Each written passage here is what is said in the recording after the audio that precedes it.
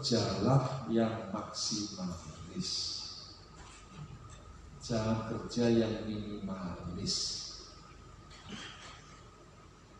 Dan itu berlaku sebenarnya untuk semua hal. Kita ini kerja maksimalis saja kadang-kadang capeknya belum tentu maksimalis. Output yang kita lakukan itu belum tentu maksimalis. Apalagi kerjanya minimalis. Kalau di antara kita masih bawaannya kerja itu asal-asalan, sebaiknya segera sadar diri, segera taubatlah. Tubu ilallah taubatan, ya, segera taubat nasuha.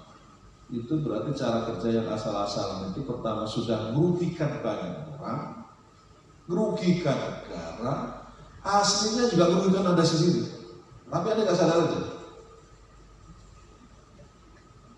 Kita itu seringkali berbuat yang dampaknya kita, tapi kita nggak sadar bahwa itu dampaknya kita. Contoh tadi saya gambarkan, kalau kita bekerja asal-asalan, pertama ruginya apa? Satu, profiling Anda jadi jelek. Itu loh si Ahmad sudah diangkat dari P3K, tapi kerjaannya bukan semakin baik, muales. Kerjanya cuma absen doang. Dan sampai Anda nanti tidak ada di dunia ini, Anda akan dicap sebagai pemalas.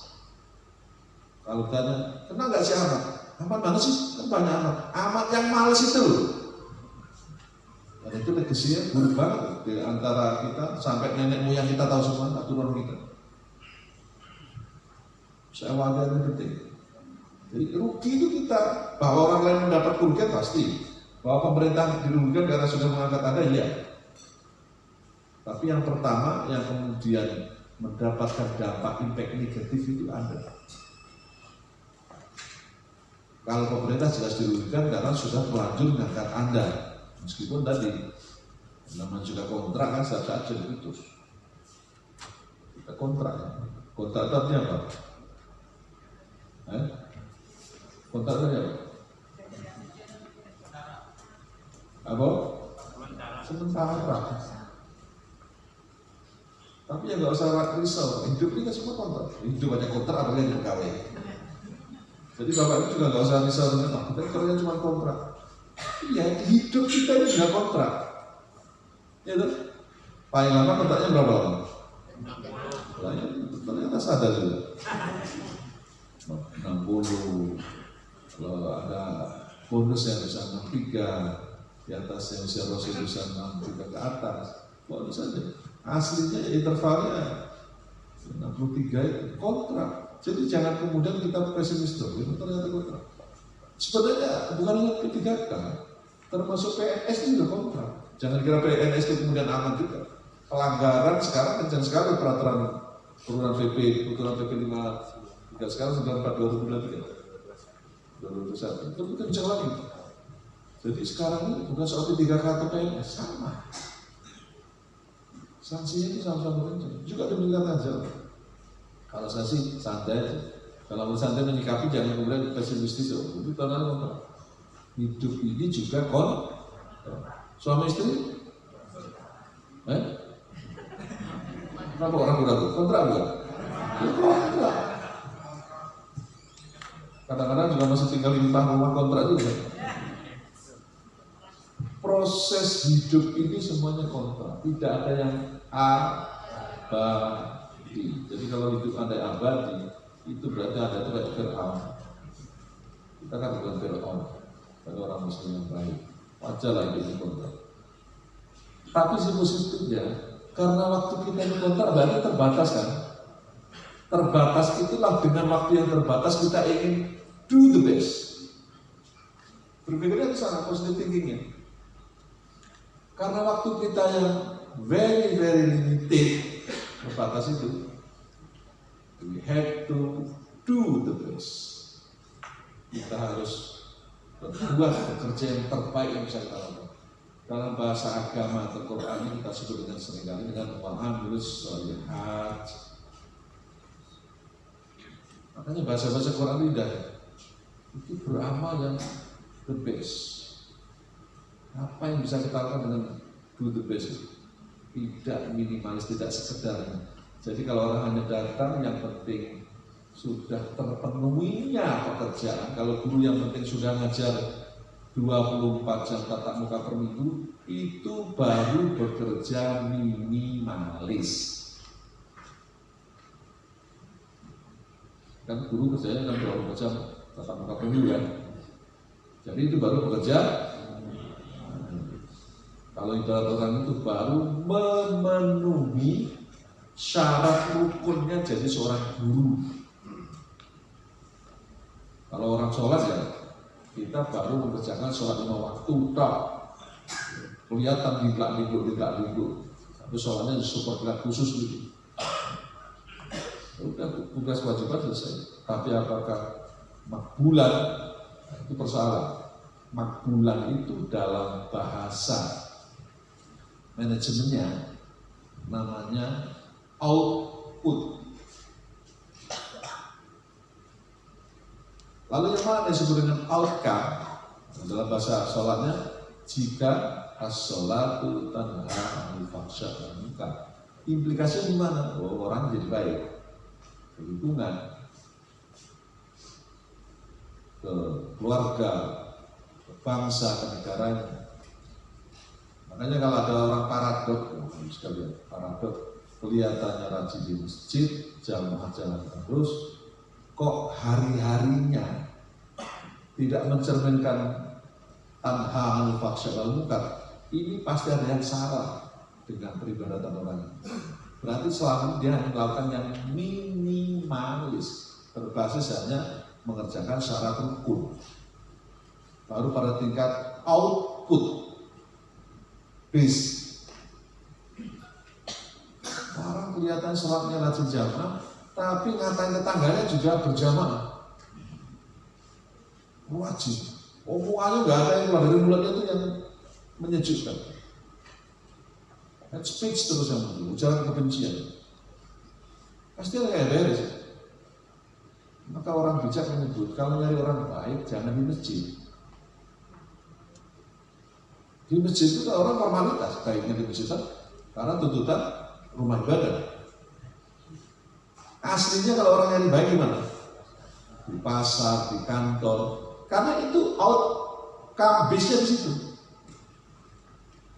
Orang sholat, oke, di masjid rutinitas. Gimana mengimplementasikan itu di kantor?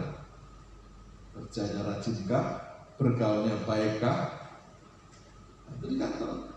Kalau dia pedagang, jujurkah dia transaksinya? Atau berumah tangga? Atau bermasyarakat dan berbangsa? Jadi Bapak Ibu gak usah terlalu, saya bukan menyitil orang itu masjid bagus gitu. Yang namanya ke masjid gak ada jeleknya. Pasti bagus orang masjid dibanding ke tempat-tempat rumah maksiat. Tapi kalau itu hanya dilakukan rutinitas, berarti baru output base. Yang saya sebut saya tadi, kerja yang ini. Yang bagus adalah outcome base. Sama aja kita semua Bapak sekalian, mandatori Anda itu besar. Tugas Anda itu tidak ringan karena kita dihadapkan pada satu competitiveness, global competitiveness. Yang kedua, kita dihadapkan pada tantangan ideologi transnasional. Dan pemerintah melalui Kementerian Agama sudah wanti-wanti kita semua menjadi duta-dutanya moderasi beragama. Sudah pernah dengar moderasi beragama belum di antara kita ini? Hadir. Apa itu moderasi beragama? Makhluk apa itu? Hah? Ya apa maksudnya berat itu apa?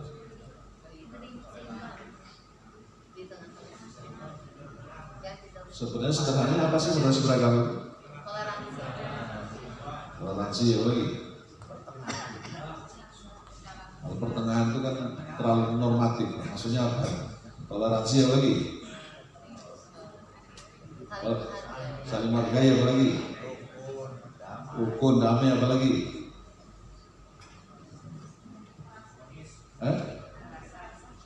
Anti kekerasan apa lagi?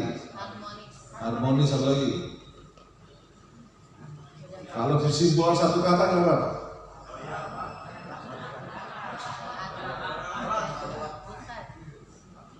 Memanusiakan manusia. Jadi substansinya seperti itu. Apapun beda agamanya, apapun beda sukunya, apapun yang membuat dia beda, tugas pada sebenarnya itu memanusiakan manusia. Bentuknya turunannya apa ya tadi ya? Toleransi, menghormati, harmoni. Jadi siapapun kita harus hormati dia. Siapapun kita harus toleran pada dia. Kenapa? Karena dia manusia.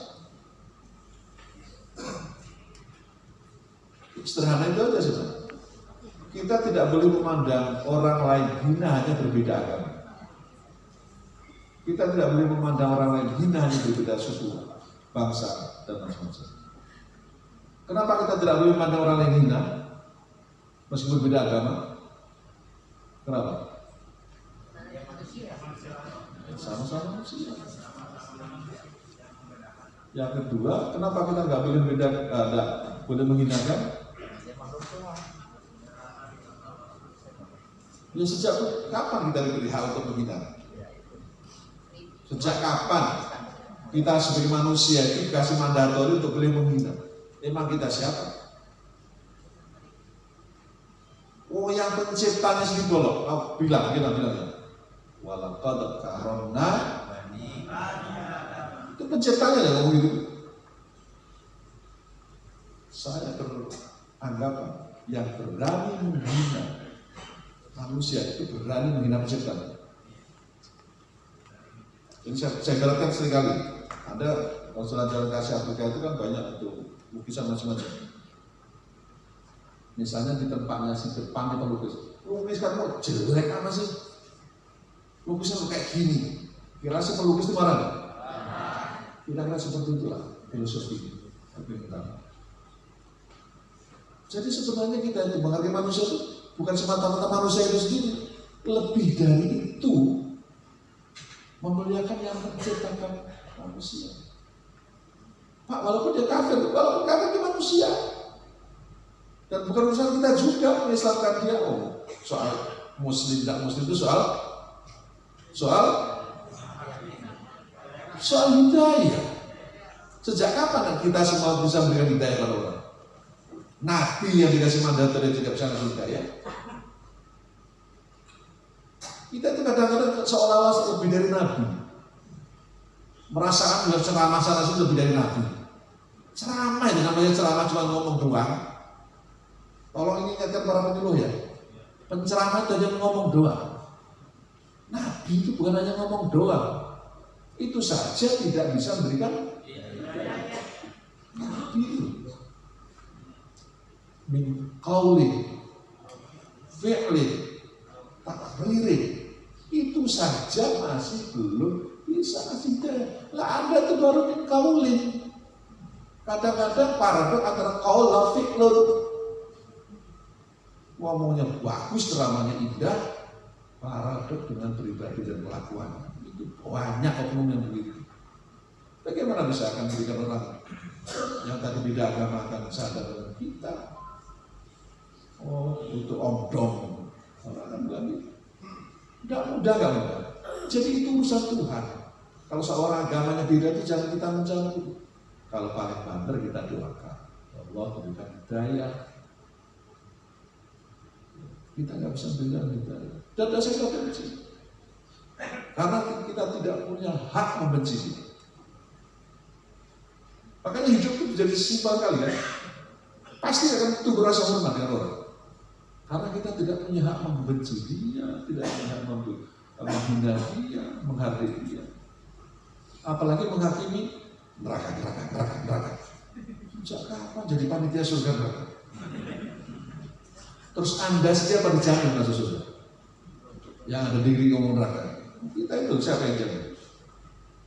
Yang dijamin di hadis itu terbatas banget. Yang itu berjuang jiwa raga, harta benda, syahid, lalu dijamin oleh Allah dan Rasul. Kita Apa yang sudah kita lakukan untuk agama ini?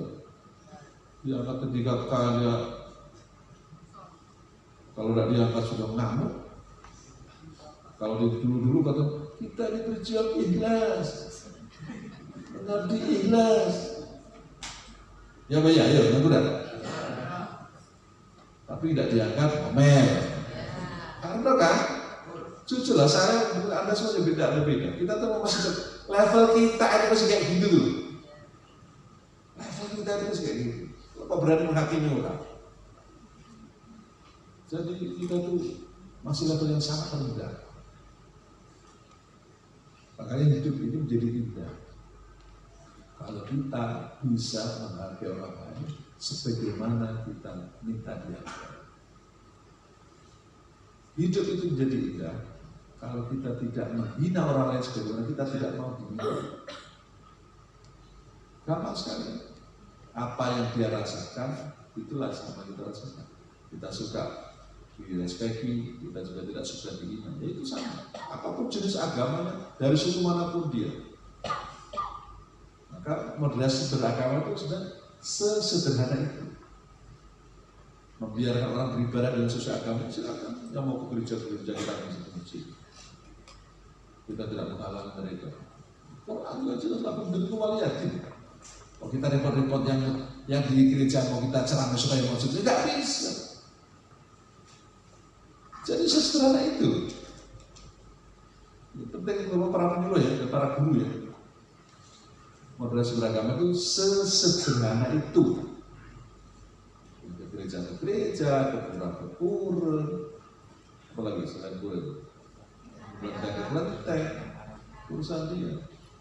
Tapi tidak salah ada tengah malam mendoakan mereka. Doa aja kepada Allah. Sahabat saya yang namun terlalu baik hubungan kami. Kalau kamu memberikan hidayah, itu keren doa-doanya. Nabinya ke Tuhan, dia nggak tahu mendoakan. Tiba-tiba menjadi malah, itu keren. Tiba-tiba kita mau kerja, yang pasti orang pasti malah nggak mau. Dan itulah akhlak Rasul. Akhlak Rasul itu tidak banyak bicara, tapi banyak contoh. Banyak perilaku.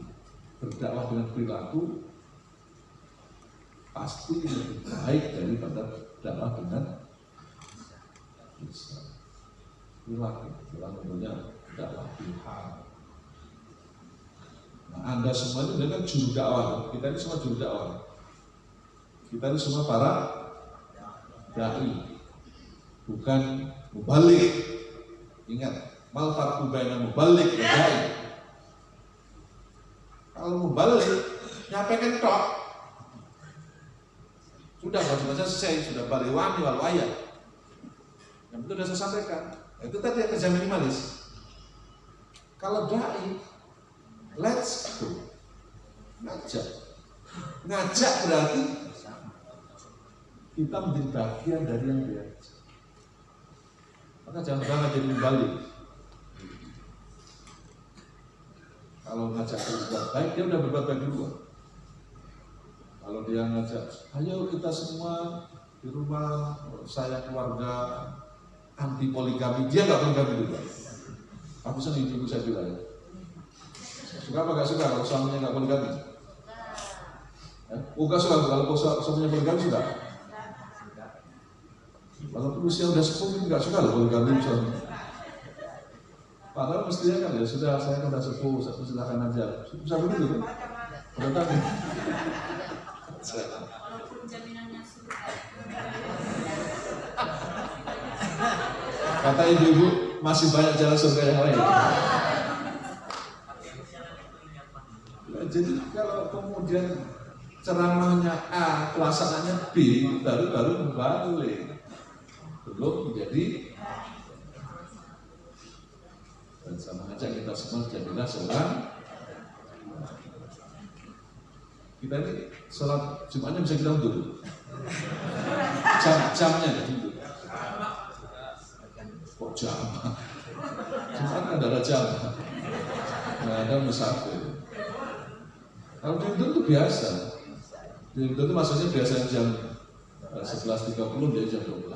Sepanjang masa waktu zuhur. Cuma yang nggak boleh cuma waktu asar. Lewat waktu. Waktu kita di Manado ya Mas Mulis ya. Itu jamnya kita undur ya. Karena waktu itu nutupnya juga di Jumat. Biasa. Sehingga waktu itu tolong ditunda dulu adanya. Karena Jumatannya diundur. Karena Jumat. Kita bukan mundur sejauh barat ya. Mundurnya di masjidnya BGK ini. Kalau Jawa Barat kita dimarahin MUI ya. Kalau di sini karena situasi kita masih penutupan. Bapak sekalian, yang terakhir saya ingin menegaskan setelah ini tentu Anda akan kembali ke satker masing-masing. Ada yang di madrasah, ada yang di KUA, mungkin dari pemenang dan seterusnya. Ibarat Anda ini kendaraan. Kendaraan itu diapain? Anda baru di recharge, baru masuk bengkel. BDK itu sebenarnya bengkel. Ya. Bengkel, kita masuk bengkel, kita sudah masuk bengkel. Itu WI itu berarti montir. Jangan sampai kendaraan yang baru di-check-up ini masuk bengkel, kok sebelum dan setelahnya nggak ada beda. Pak Agus ini sudah berkeringat-keringat menyiapkan ini. Bukan gampang yang manggilin orang sebanyak ini. Cek satu-satu, betul belum datang, belum udah cekin belum, menyiapkan konsumsinya. Bapak itu kasih makan kan Pak Agus? Nah iya loh, gumuk-gumuk kayak gini masa tahu. Dan itu bukan sedikit, ya, kalau ngasih makan cuma 1-2 orang, sedikit. Ini totalnya miliaran untuk Anda, totalnya ya. Bukan untuk Anda ini miliaran, totalnya, angkatan miliaran. Banyak yang sudah dikorbankan untuk kepentingan kita semua, supaya kita meningkat potensi. Maka luar biasa, pemerintah luar biasa. Anda didatangkan ke sini, dikasih makan gratis, ya, alhamdulillah dikasih makan gratis. Disuruh tidur gratis, dikasih kamar gratis, dikasih WI guru-guru kita gratis juga. Pulang masih dikasih uang transport. Kurang baik apa gitu? Dan itu dari 270 juta penduduk Indonesia hanya ada gitu. Penduduk kita 270 juta. Hanya sepersekiannya. 1/10-nya enggak ada. Kita menjadi bagian dari itu. Makanya ketika kita kembali ke satker, ke unit kerja kita masing-masing, dan ditunjukkan bahwa kita contoh kendaraan yang baru saja di baru keluar dari bengkel, tentu masih fresh, masih semangat. Dan itu bisa menjadi trigger, penyemangat, motivasi orang-orang yang ada di kantor itu, ada di sekolah atau di madrasah dimanapun kita berada. Ternyata beda loh setelah masuk. Iya, kita lagi upgrade. Semuanya di-charge. Yang mulai kalau ibarat baterai yang sudah low bed ya, begitu sini sudah full nih. Jadi Bapak itu nanti begitu pulang, Bapak Ibu sekalian, full bed, artinya low. Kalau full itu berarti siap, on fire. Maksudnya on fire jangan dibayangkan karena tinggal di sini 3 hari kemudian on fire di tempatnya masing-masing ya. On fire, go to job. Nah, itu nanti evaluasinya tentu dilakukan oleh kawan-kawan WI, apakah betul alumni orientasi ini on fire. Kalau enggak, itu saya kira Anda termasuk di antara orang yang paling besar dosanya. Besar-besar tidak hanya syirik loh Pak. Saya tambah satu lagi termasuk yang tidak loyal terhadap pemerintah ini. Karena kita ini ASN. Jadi kalau selama dosa besar itu syirik, ya kan? Apa lagi? durhaka pada orang tua, apa lagi? Zina, apa lagi? Korupsi, apa lagi? Itu termasuk ini, termasuk kalau ada ASN yang tidak loyal terhadap amanah, dosa besar. Itu juga ada ayatnya. Jadi kita di Braka ini kurang kenyang apa namanya, tapi pelaksanaan itu tuh yang jadi masalah. Kurang kenyang. Kita tolong begitu kembali ke kampus menjadi role model bagi kampusnya atau madrasahnya, atau dosen dari kampusnya, madrasahnya atau KUA atau sektor yang lain, kita menjadi role model, contoh figur yang baik sehingga kemudian mereka nanti bisa melakukan diseminasi di masing-masing satker atau unit kerja di mana. Dan nanti sekali lagi para penguluh akan dikontrol oleh juga atasannya, diburu oleh nanti delegasinya. Secara keseluruhan para WI akan melakukan dari sisi perubahan pivotal. Saya kira itu sekalian, karena waktu kita sudah tidak memungkinkan, sudah 11.31 saatnya kita akan sholat Jumat. Saya doakan mudah-mudahan Bapak Ibu selalu sehat walafiat, semoga betul-betul menjadi ASN yang baik dan terbaik bagi bangsa dan negara. Dengan mohon ridha Allah Subhanahu wa Ta'ala dan isi kita semua, mari orientasi ini kita sama-sama tutup dengan melafazkan hamdalah.